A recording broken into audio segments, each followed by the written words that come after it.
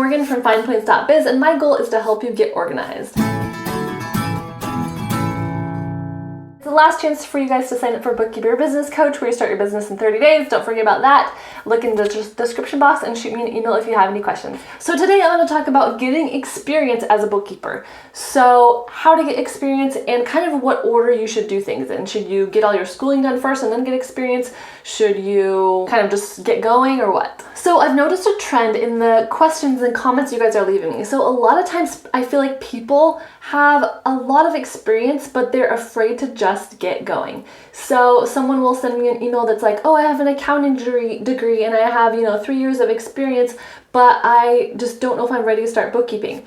Really, I feel like you are ready. Hopefully what I talk about today is going to help you guys and just kind of help you find that balance of getting book knowledge versus getting your first client and getting experience. Because it is kind of like a continual process of learning and getting experience. And make sure you stay till the end of the video because I'm going to talk about some really good hacks and tips about where to go to get that experience. Okay, so I'm going to tell you what I did, and this is pretty much what I recommend because I think it's kind of like the right balance. So first of all, I want you to make sure that you want to be a bookkeeper. So do your research, figure out what bookkeeping is, make sure that you want to do that. And then the first thing you do is learn about QuickBooks or learn about whatever program you want to use. I personally took some classes at my local community college.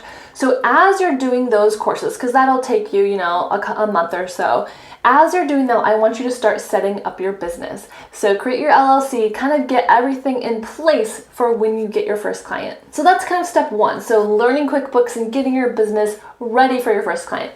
And then step number 2 is to get your first client. And I know that's easier said than done, but basically what I did was I volunteered for 2 of my friends and did their books for a while, for a few months, and then they hired me eventually. So by volunteering, I was able to build my confidence and build my experience. And then when I had my interview with my first paying client, I had confidence I could talk to them and I knew what I was doing. Okay, so after these first 2 steps, getting set up, getting a little knowledge, working with your first volunteer or possibly paid client, you're feeling a little more confident and you've got things kind of going. At that point, I recommend taking possibly some more classes or getting some more education so that you can expand your skills even further. Because in my mind, that initial learning that you did when you learned QuickBooks, it's hard to just keep getting book knowledge forever and ever because then you won't be able to apply it. So I think learning QuickBooks, trying it out for a while with a client, then learning some more is really the way to do it. So I know everyone's story is going to be a little bit different. Maybe your journey is different than mine.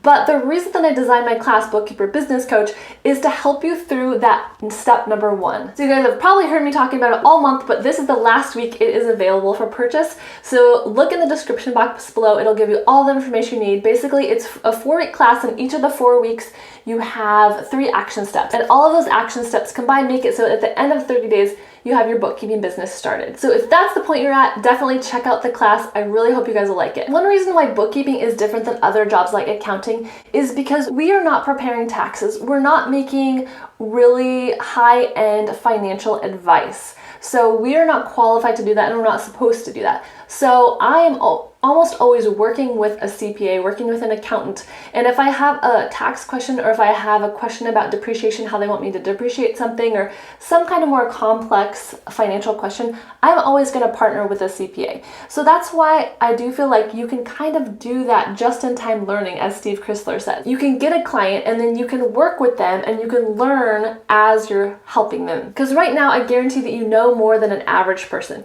You know more about bookkeeping because you've been doing research and watching my channel. So once you take that QuickBooks Online Pro Advisor training, I have a video all about it. I'll link it below if you don't know what that is.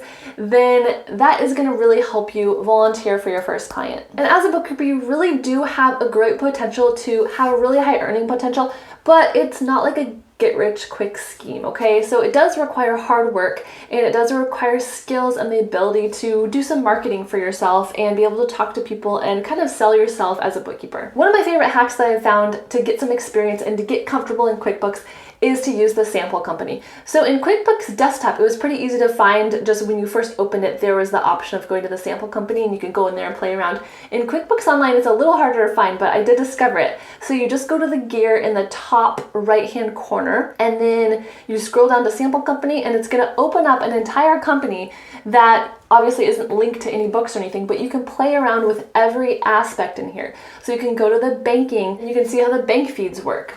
And then you can go to the checks and you can write a check and see how it matches into the bank feeds.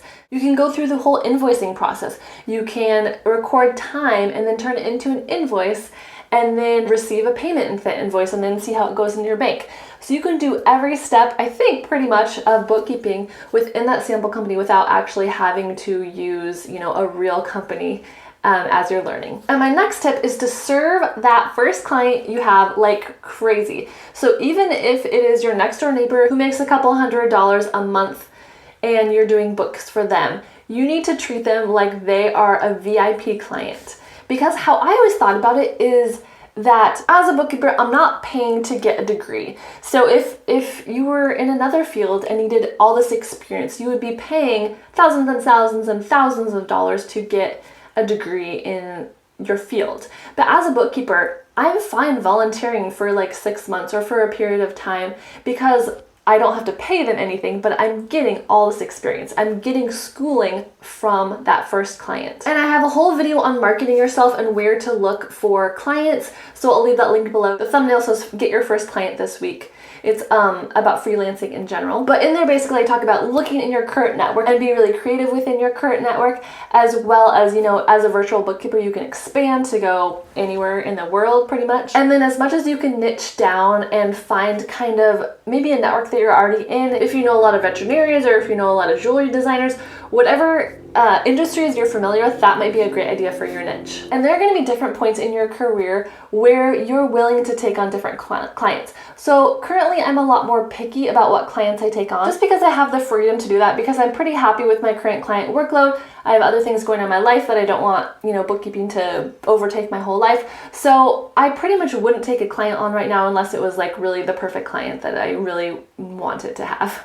But at different points in my career, I would take anyone as a client that would possibly hire me. So think about what point you're at. And right now you might be a little more hungry for those clients, and that is great. Then use that and get as much experience as you can from those people. And you're definitely going to learn things from every single client. So even now, I learn new skills, I learn new business workflows, I learn things from new clients. So don't use your lack of knowledge necessarily as an excuse not to take on a client. Of course, you always want to be honest about what your abilities are and don't oversell yourself, but don't let like a paralyzing lack of not knowing every single thing stop you. All right, 3 other great hacks, great resources for how to get experience and have your questions answered. The first one is Intuit. So QuickBooks has a built-in helpline.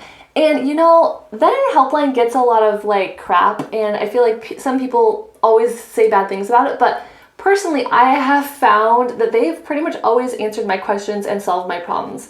Once I was a pro advisor, then you can do the online chat with them within QuickBooks. And like I said, I've had great experiences with that. So don't knock it till you've tried it. There's also different bookkeeper forums. I've found some Facebook groups that I've really enjoyed and really found helpful. It's like such a supportive community. And then you can ask any question there and then people will answer it. And there's people with a really great experience in those groups. Search Facebook for bookkeeper forums or bookkeeper group. And then there's YouTube, of course. So YouTube was where I was able to get a lot of my questions answered. I know when I first started, I watched hours and hours of Seth David at Nerd Enterprises. I think he still has a YouTube channel, but it's not as active maybe anymore. But I know he has a lot of business ventures. But he is a great resource. He's so knowledgeable. There's lots of YouTubers out there as well. Hector Garcia, you probably have heard of. And a lot of those people do QuickBooks tutorials, which isn't really something that I have gotten into yet. Leave a comment down below if you want some QuickBooks tutorials and what you'd like to learn in QuickBooks. Thank you guys so much for watching, and I'll see you next week.